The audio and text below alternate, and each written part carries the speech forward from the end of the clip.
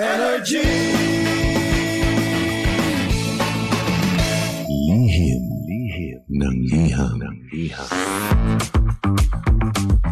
Ang pinakamakulit na girlfriend mo sa balat ng radyo. Isang magandang morning sa inyong lahat! Ako pa rin po nag-iisang girlfriend mo sa radio. My name is Lindsay. Makulit pero may puso, handang makinig sa mga kwento mo. Alam mo, feeling ko kailangan mo na siyang iwan kasi it doesn't make sense. Ang kwento sa lihim ng liham.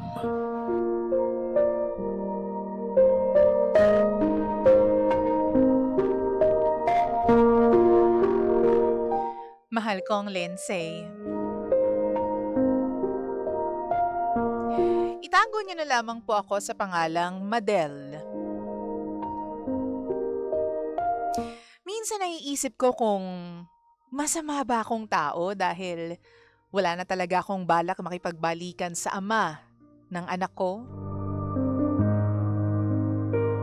Kahit sobrang effort na niya na ayusin ang lahat, ayoko pa din. DJ Lindsay, more than a decade kaming magkasama noon. Sa paningin ng ibang tao, kami yung couple na maraming pinagdaanan pero somehow, nalagpasan pa rin ang lahat. Pero ang hindi nila alam, habang tumatagal ang relasyon namin, ako naman ang unti-unting nauubos. Ilang taon kong tiniis ang mga bisyo niya. Yung mga pangakong hindi naman natupad. Yung mga gabing hindi ko alam kung nasaan siya. At mga problemang ako rin ang sumasalo kahit hindi naman ako ang may kasalanan.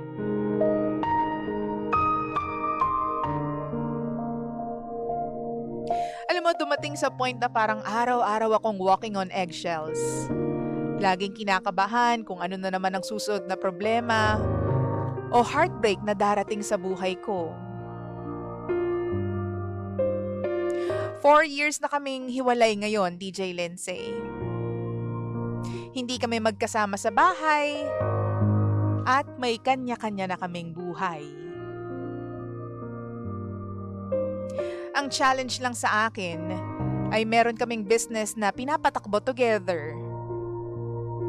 Kaya halos araw-araw pa rin kaming nagkikita. Dahil civil at maayos naman ang pakikitungo namin sa isa't isa, akala ng mga tao, okay na kami. Akala nila, nagkabalikan na kaming dalawa. Yung iba naman iniisip na malapit na kaming mag-reconcile. Pero honestly, sobrang layo nun sa totoong nararamdaman ko.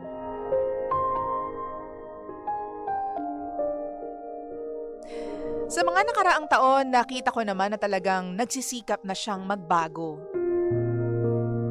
Mas responsible na siya ngayon. Mas present na rin siya bilang tatay sa mga anak namin. Hindi ko naman maipagkakaila yun. Pero habang siya ay nagbabago, napansin ko rin na ako naman ay tuluyan ng naka-move on sa idea na magiging kami ulit. Parang may bahagi ng puso ko na tuluyan ng nagsara noong mga panahong sobrang nasaktan ako. Paulit-ulit niyang sinasabi na gusto niyang buuin ulit ang pamilya namin. Para raw sa mga bata. Para raw sa second chance na deserve naming lahat. Pero ang totoo, hindi ko na maramdaman yung dating pagmamahal. Wala naman akong galit. Wala rin akong sama ng loob. TJ Lindsay, ang natira lang ay pagod at kapayapaan sa isip ko. Yung tipong masaya naman ako sa buhay ko ngayon. Happy ako sa mga anak ko. Nakakatulog ako nang wala naman akong anxiety. Nakakapagdesisyon ako ng hindi natatakot kung ano na naman ang magiging epekto sa relasyon namin. Mahirap ipaliwanag sa kanya na hindi lahat ng relasyon na naaayos dahil lang sa nagbago na ang isang tao. Minsan kasi, kahit genuine naman talaga yung pagbabago, nandun pa rin yung sakit, yung scars na iniwan ng nakaraan.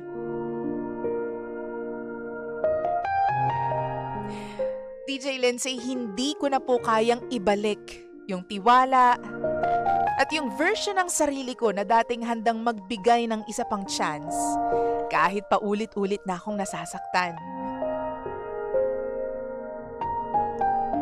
Ang mas nakakalito pa dito, gusto ko nang tuluyang mag-move forward. Hindi naman ibig sabihin no na maghahanap na ako ng bagong karelasyon. Pero gusto ko nang magkaroon ng freedom na makakilala ng ibang tao.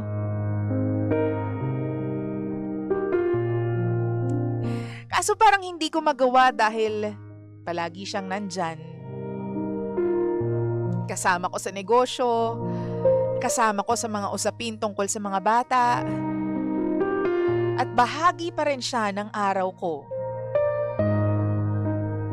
Pakiramdam ko tuloy, hindi ako tuluyang makaalis sa nakaraan kahit matagal na kaming hiwalay.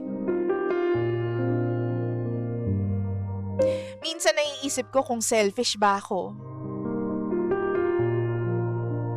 Pero kapag binalikan ko lahat ng pinagdaanan ko noon, alam kong hindi na pagmamahal ang dahilan kung bakit nagdadalawang isip ako. Siguro dahil guilty lang ako. At ayokong bumalik sa isang relasyon dahil lang sa guilt. Kung pipili man ako ng mamahalin, balang araw, gusto ko dahil mahal na mahal ko talaga siya. At hindi dahil sa naawa lang ako o natatakot akong masaktan muli ang damdamin ko.